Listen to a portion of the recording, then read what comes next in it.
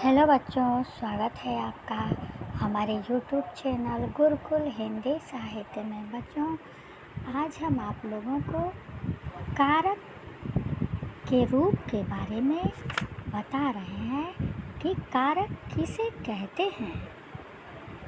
तो संज्ञा अथवा सर्वनाम का वह रूप, संज्ञा या सर्वनाम का वह रूप जो अपना संबंध जो है वाक्य में किसी अन्य पद के साथ बताता है या प्रकाशित करता है, कारक कहलाता है। दूसरे शब्दों में, संज्ञा या सर्वनाम के साथ अपना संबंध बताने वाले पद को, संज्ञा या सर्वनाम के साथ अपना रूप बताने वाले, अपना संबंध बताने वाले को कारक कहते हैं। संज्ञा या सर्वनाम के साथ अपना संबंध बताने वाले को कारक कहते हैं। क्रिया के साथ इसका सीधा संबंध होता है। क्रिया के साथ जिसका सीधा संबंध होता है उसे कारक कहते हैं। कारक चिन्ह अव्यय या संबंध के सूचक होते हैं। कारक चिन्ह अव्यय या संबंध के सूचक होते हैं। अव्यय, ये चिन्ह अव्यय होते हैं, किसी भी स्थिति में व्यय अर्थात बदलते नहीं हैं। ये संज्ञा अथवा सर्वनाम के साथ अपना संबंध स्थापित करते हैं, संबंध सूचित करते हैं, संबंध बताते हैं। तो कारक किसे कहते हैं? वे शब्द, वे रूप या वे पद जो संज्ञा सर्वनाम के साथ अपना संबंध बताते हैं। वे पद जो संज्ञा या सर्वनाम के साथ अपना संबंध बताते हैं उन्हें कारक कहते हैं। कारक चिन्हों को विभक्ति या परसर्ग भी कहते हैं। कारक चिन्हों को विभक्ति या परसर्ग भी कहते हैं। संस्कृत में संबंध और संबोधन कारक को नहीं माना जाता है, क्योंकि इसका क्रिया के साथ कोई संबंध नहीं होता है। कारक में तो क्रिया के साथ जो संबंध अपना बताता है उसे ही कारक कहते हैं। संज्ञा या सर्वनाम के साथ जो अपना संबंध बताता है, क्रिया के साथ जो अपना संबंध बताता है उसे कारक कहते हैं। संस्कृत व्याकरण में 6 कारक और 7 विभक्तियाँ होती हैं, जबकि हिंदी में 8 कारक होते हैं। तो हिंदी में इस प्रकार हम आपको कारक, उसके चिन्ह और उसके उदाहरण के बारे में आज बता रहे हैं।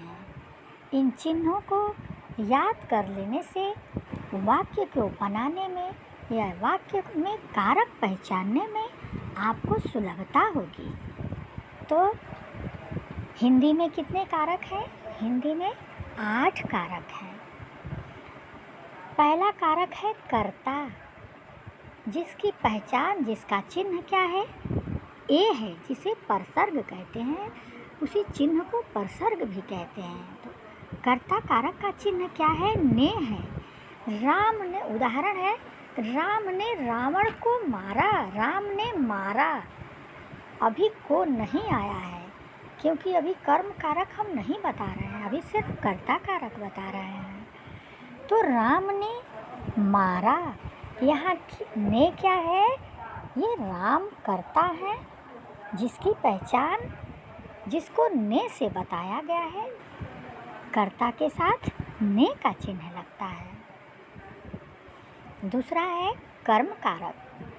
कर्म कारक का चिन्ह क्या है? को।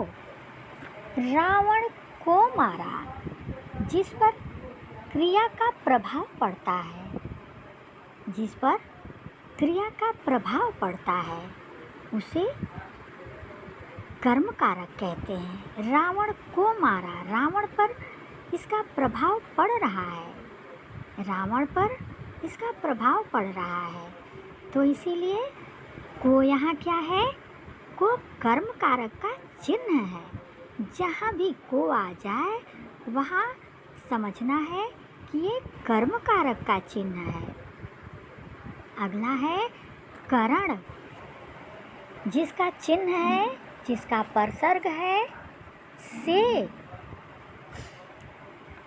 बाण से मारा। से के द्वारा भी होता है, से के द्वारा भी होता है और से साधन के लिए भी प्रयुक्त होता है, जिससे कोई काम किया जाता है।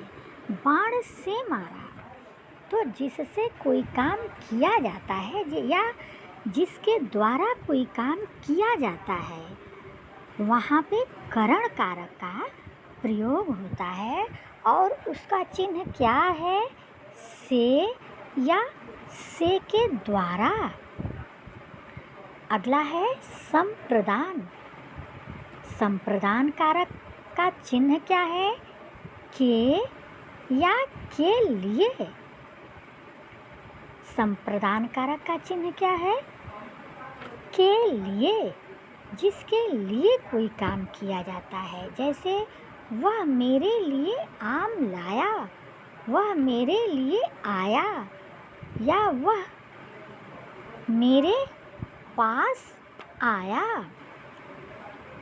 या इससे तो संप्रदान कारक का चिन्ह क्या है, के लिए, जिसके लिए कोई काम किया जाता है वहाँ संप्रदान कारक होता है।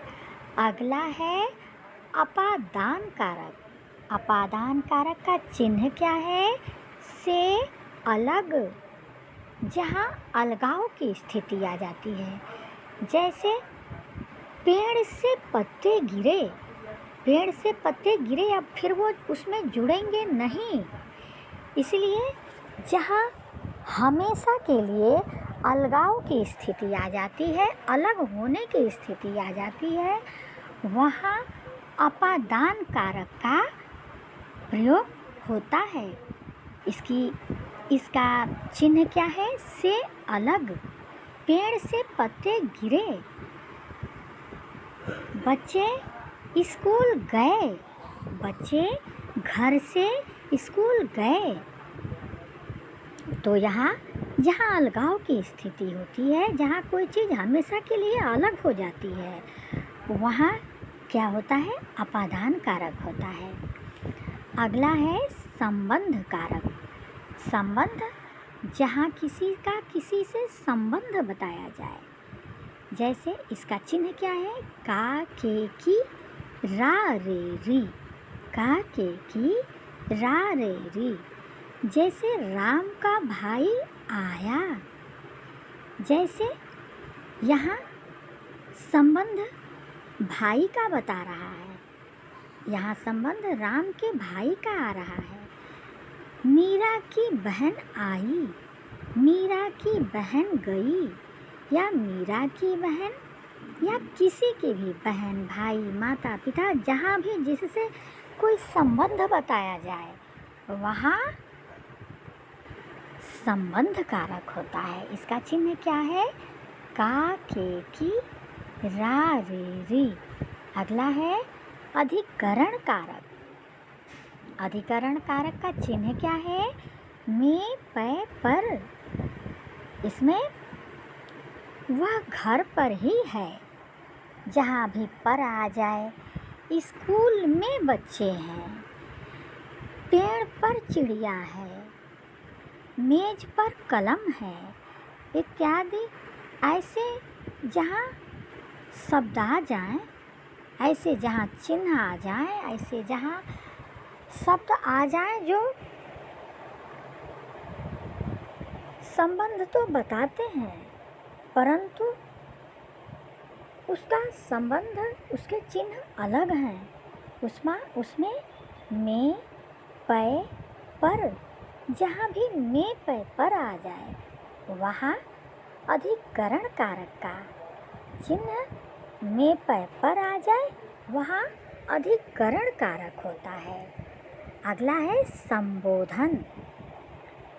जैसे किसी को संबोधित करके, किसी को इंगित करके, किसी को संकेत करके जब कोई बात कही जाती है तो वहाँ संबोधन होता है।